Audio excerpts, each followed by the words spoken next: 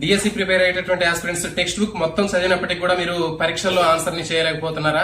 అదే text book ని చదివి కొందరు మరి ఏ విధంగా ర్యాంకులు తెస్తున్నారు? కారణం ఏంటి? ఎక్కువ చదవటం కాదు, వాళ్ళు సరైనటువంటి షార్ట్ నోట్స్ ని తయారు చేసుకోవడమే ఇక్కడ అసలైనటువంటి సీక్రెట్ గా చెప్పవచ్చు. సో ఈ వీడియోలో టాపర్స్ వాడేటటువంటి ఆ సింపుల్ టెక్నిక్ ఎలా ఉంటుందో మీకు స్టెప్ బై స్టెప్ వివరిస్తాను. స్కిప్ చేయకుండా చివరి వరకు చూడండి. చాలా మంది ఆస్పిరెంట్స్ చేసేటటువంటి మొదటి తప్పు మొత్తం పారాగ్రాఫ్లు వైజ్ గా మొత్తం నోట్స్ రాస్తూ ఉంటారు. అంటే చాప్టర్ లో ఉన్నటువంటి ప్రతి ఒక్క పారాగ్రాఫ్ ని మొత్తం నోట్స్ రాస్తుంటారు. సో ఈ విధంగా చేయటం వల్ల ఒక సబ్జెక్ట్ కి 300-400 పేజీల నోట్స్ అనేది మనకి తయారయ్యే అవకాశం ఉంటుంది.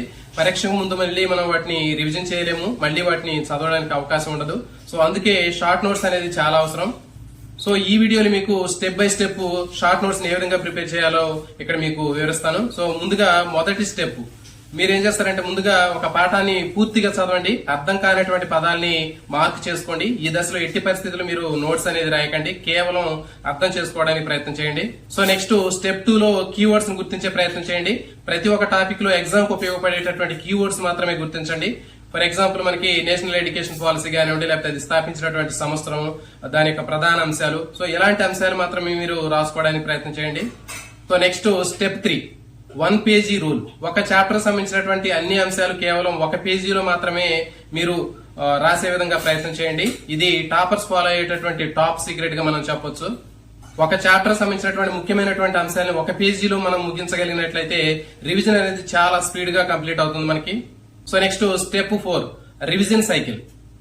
నోట్స్ తయారైన తర్వాత 1 రోజు తర్వాత మీరు రాసినటువంటి ఆ షార్ట్ నోట్స్ ని చదవండి, 3 రోజుల తర్వాత చదవండి, 7 రోజుల తర్వాత చదవండి, మళ్ళీ చదవండి. సో ఈ విధంగా కొన్నిసార్లు రిపీటెడ్ గా రివిజన్ చేయడం వల్ల మనకి చదివినటువంటి అంశము, నోట్ చేసుకున్నటువంటి ఆ షార్ట్ నోట్స్ మన మైండ్ లో ఎక్కువ కాలం గుర్తుండడానికి అవకాశం ఉంటుంది. సో ఫైనల్ గా ఫ్రెండ్స్, డిఎస్సి లో ర్యాంక్ తెచ్చేటటువంటి ఆస్పిరెంట్స్ అందరూ కూడా జీనియస్ కాదు. వాళ్ళు చేసేటటువంటి ఒకే ఒక పని చదివిన దాన్ని మళ్ళీ మళ్ళీ చదవడం, రివిజన్ చేయడం. సో ఈ రోజే మీరు ఒక తెలుగు అకాడమీ సంబంధించినటువంటి ఒక చాప్టర్ ని తీసుకుని ఒక షార్ట్ నోట్స్ ని 1 పేజీలో తయారు చేయండి. రేపటి నుంచి మీ యొక్క ప్రిపరేషన్ లో మీకు ఉన్నటువంటి ఆ తేడా అనేది మీకు అర్థమవుతుంది. ఏ విధంగా మీరు షార్ట్ నోట్స్ రాయాలి అనేటటువంటిది ఇక్కడ మీకు సింప్లిఫై చేసి ఒక ప్రాక్టికల్ గా ఒకటి డెమో మీకు ఇక్కడ చూపించడం జరిగింది. మరి ఇక్కడ వాయు కాలుష్యం అనేటటువంటి పాఠంలో 5 పేజీలు ఉన్నటువంటి ఈ పాఠాన్ని మనం కేవలం 1-2 పేజీల్లోనే షార్ట్ నోట్స్ రూపంలో ఏ విధంగా రాయొచ్చు అనేది మీకు ఇక్కడ ఎక్స్ప్లెయిన్ చేస్తున్నాను.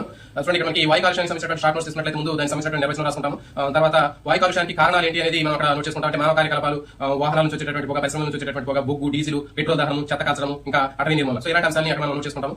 సో దీంట్లో మనకి carbon monoxide, carbon dioxide, sulphur dioxide, nitrogen oxide, తర్వాత ఇతర కాలుష్య కారకాలు, పొగ, దుమ్ము, ధూళి, రసాయనాలు. నెక్స్ట్ హరిత గృహ వాయువులు, గ్రీన్ హౌస్ గ్యాసెస్. దీంట్లో ముఖ్యమైనటువంటి carbon dioxide, carbon monoxide, methane, nitrous oxide ఇట్లాంటివి. తర్వాత దీని యొక్క ఫలితం, దీని వల్ల వచ్చేటటువంటి రిజల్ట్ ఏంటంటే గ్లోబల్ వార్మింగ్ కానీ, ఎన్విరాన్మెంట్ లో వచ్చేటటువంటి చేంజెస్, వాతావరణ మార్పులు కానీ ఇవి నోట్ చేసుకోవడం జరుగుతుంది. నెక్స్ట్ ఓజోన్ పొరకు సంబంధించినటువంటి క్షీణత. మరి ఓజోన్ పొర ఎందుకు డ్యామేజ్ అవుతుంది? Chlorofluoro carbons. దీనికి సంబంధించినటువంటి ఇన్ఫర్మేషన్ సంబంధించిన ముఖ్యమైనటువంటి ఆ కీ వర్డ్ మనం అక్కడ నోట్ చేసుకున్నాం. దీనికి ఉపయోగించేటటువంటి పరికరాలు ఎక్కడ ఉపయోగిస్తున్నాము? ఈ క్లోరోఫ్లోరో కార్బన్ రావడానికి ప్రధానమైన కారణం ఫ్రిడ్జ్లు, ఎయిర్ కండిషన్లు, ఏరోసాల్స్ మొదలైనవి.